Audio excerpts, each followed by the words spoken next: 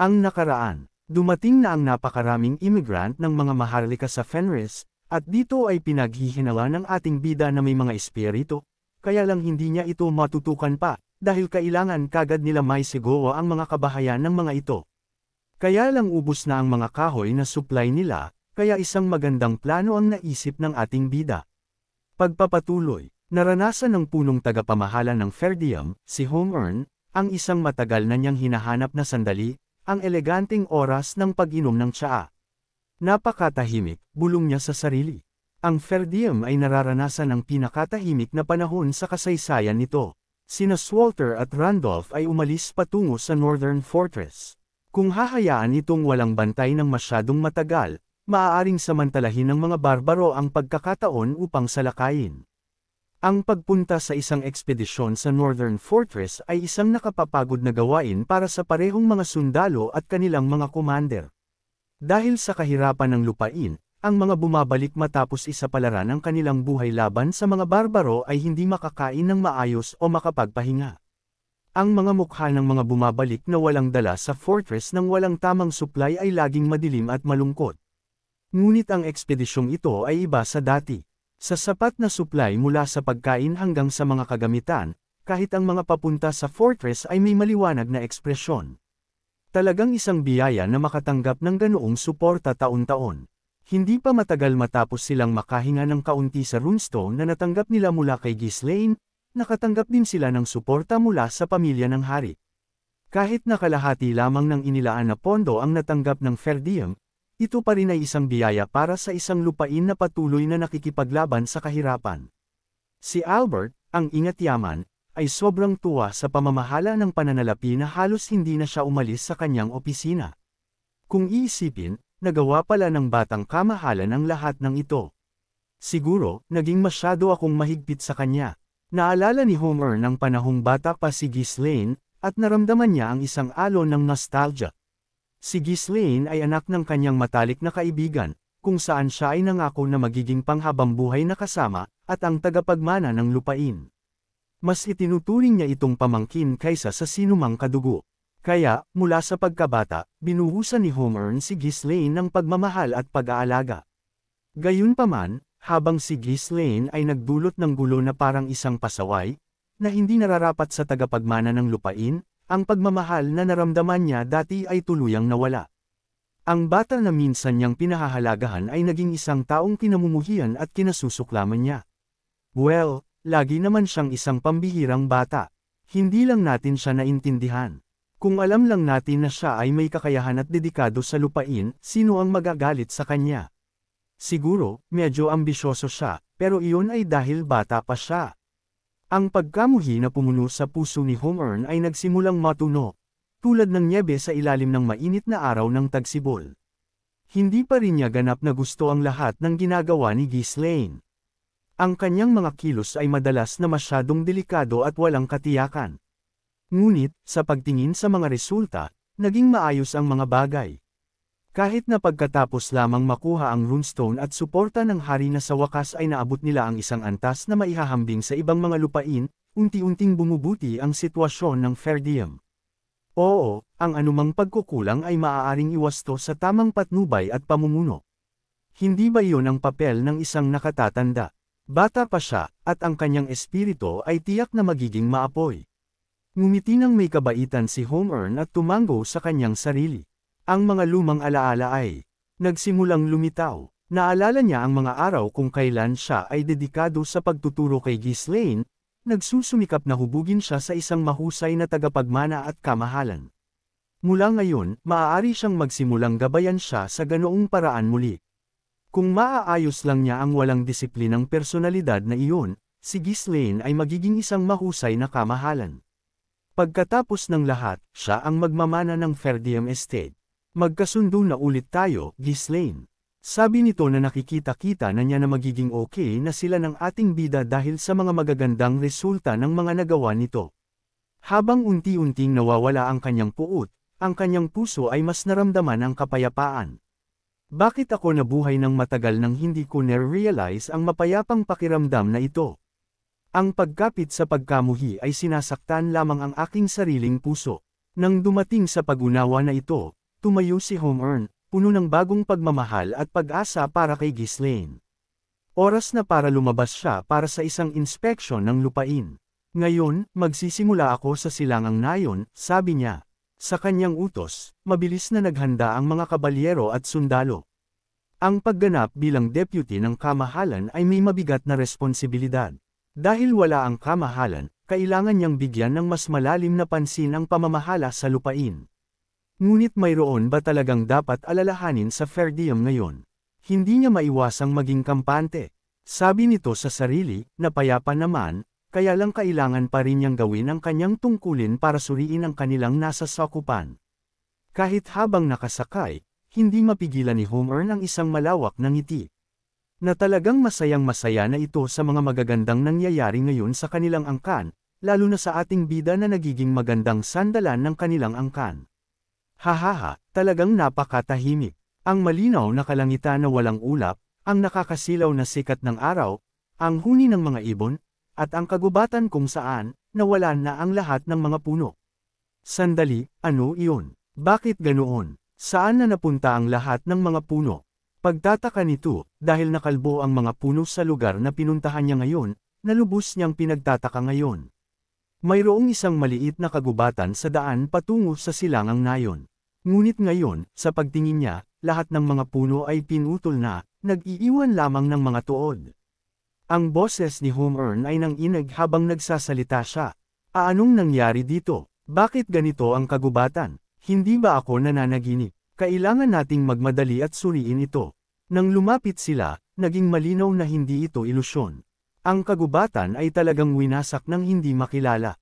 Ang tagapamahala ng kagubatan. Nasaan ang tagapamahala ng kagubatan?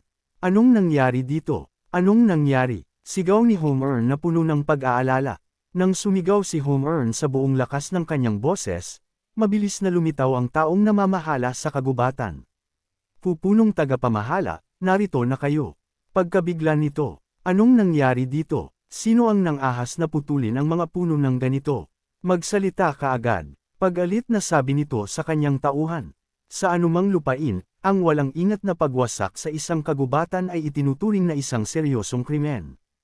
Ito ay lalo na totoo sa hilagang rehiyon, kung saan ang malupit na terrain ay nangangahulugan na ang mga tao ay lubos na umaasa sa mga mapagkukunan ng mga kagubatan at bundok. Ginawa nitong mas sensitibo ang pamamahala ng mga ganoong lugar. Kung hindi, magdudulot ito ng malaking dagok sa nating ng pananalapi ng lupain. Kahit sa fair diem, may mga espesyal na tauhan na itinalaga upang pamahalaan at protektahan ang mga kagubatan, na pumipigil sa sinuman na pumasok ng walang pahintulot. Ngunit sino ang manggahas na gumawa ng ganoong matapang na kilos?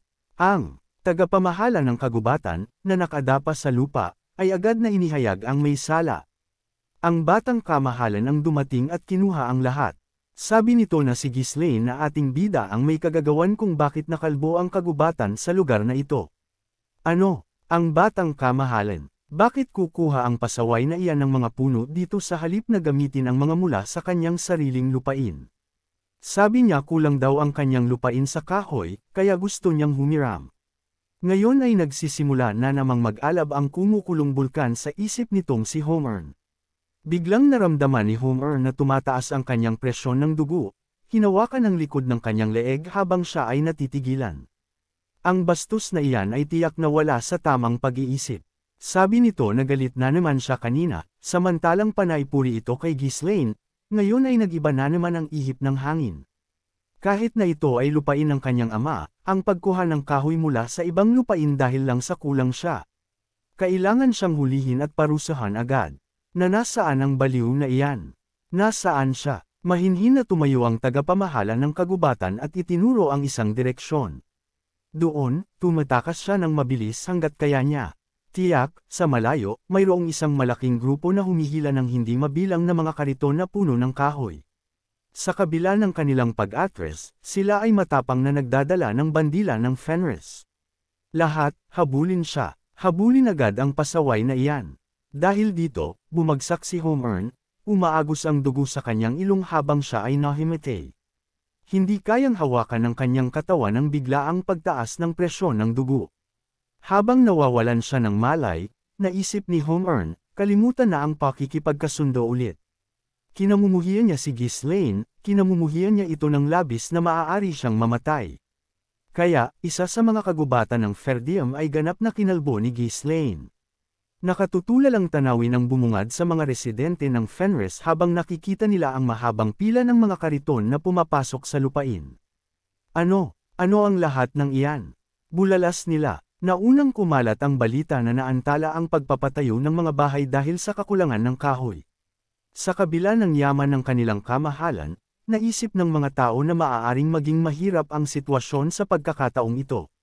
Ngunit muli, nagawa niyang makaisip ng isang kahangahangang solusyon. Si Claude, na nagmadaling pumunta matapos marinig na may dumarating na kahoy, ay natulala rin sa tanawin. Napakalaking dami. Mukhang nilinis nila ang isang maliit na kagubatan. Walang paraan na kusang ibibigay ng Ferdium, na hindi nasa magandang pinansyal na kalagayan, ang ganoong karaming kahoy, bulong niya sa sarili.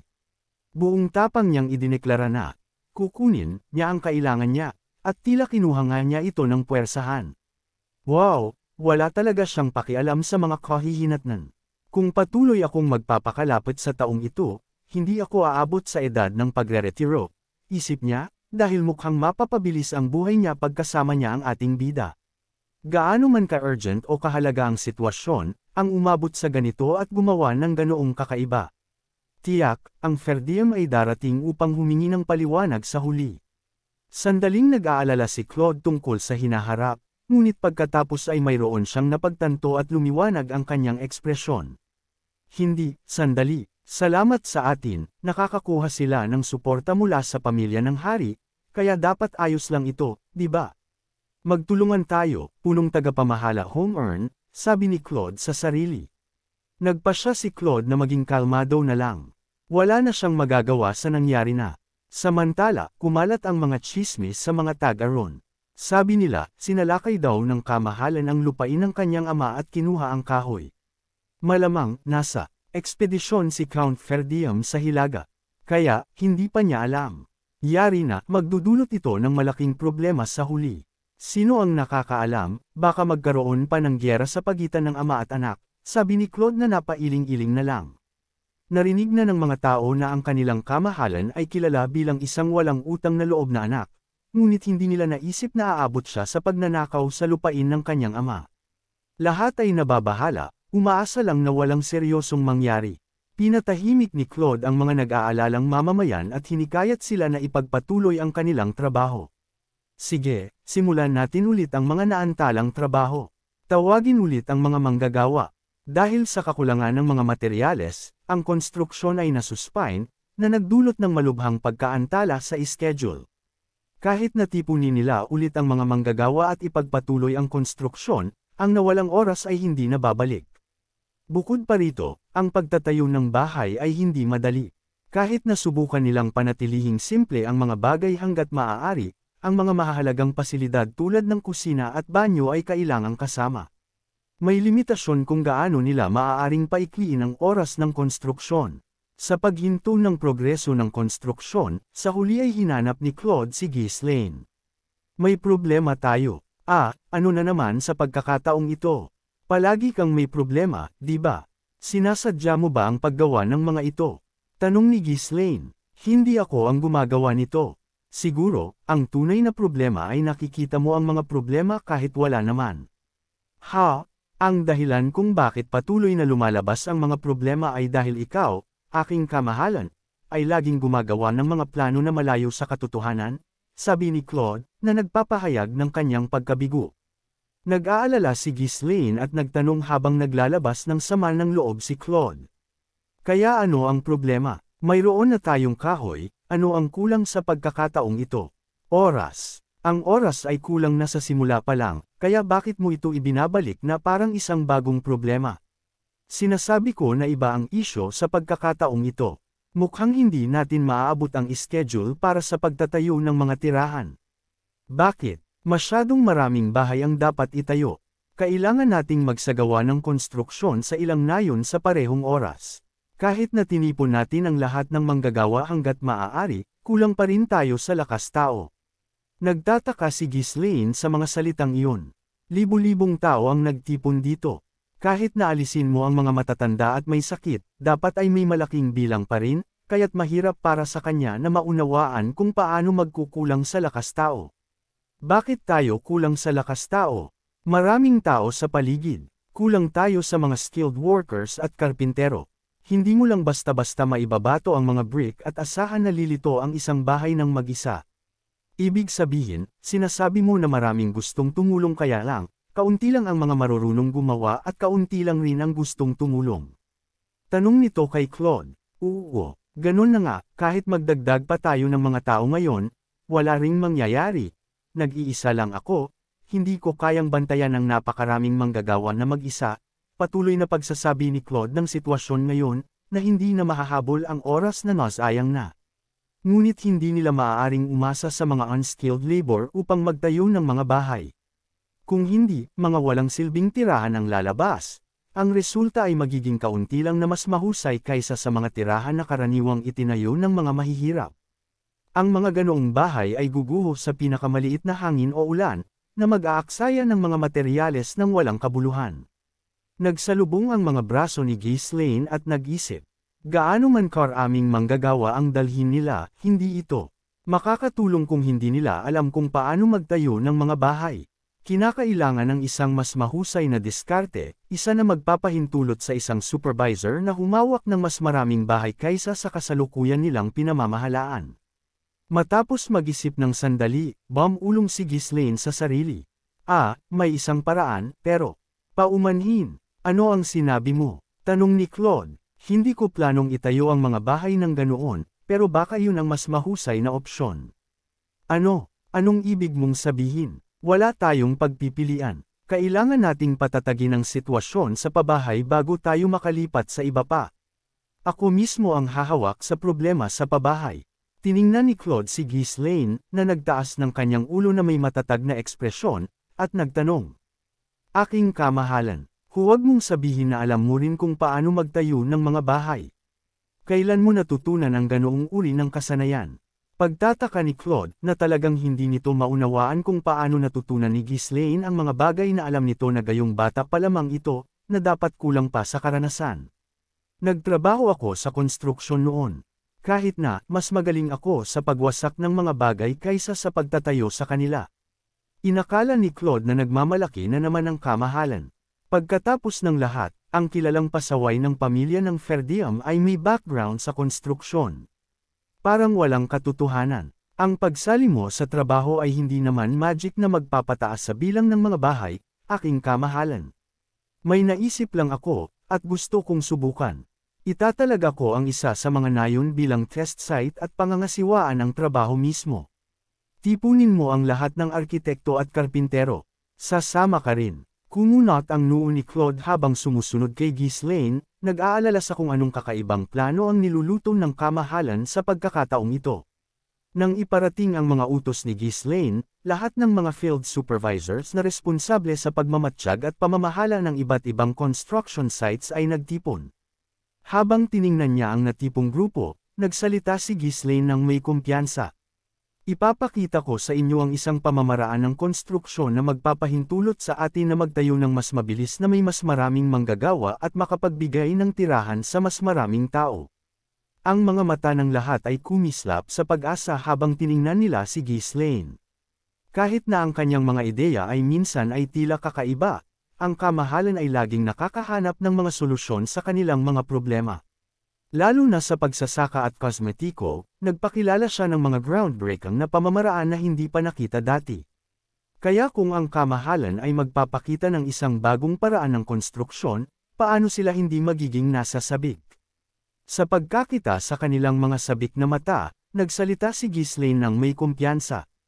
Ang kailangan lang nating gawin ay itayo ang mga bahay ng napakalaki. Ang pag-asa sa kanilang mga mukha ay agad na nawala. Pinalitan ng mga blanko na ekspresyon. Habang ang kanilang malamig na tingin ay tumatagos sa kanya, mabilis na itinama ni Ghislaine ang kanyang sarili. Ipapakita ko sa inyo kung anong uri ng bahay ang ibig kong sabihin. Mula ngayon, ako mismo ang magdidirekta sa konstruksyon.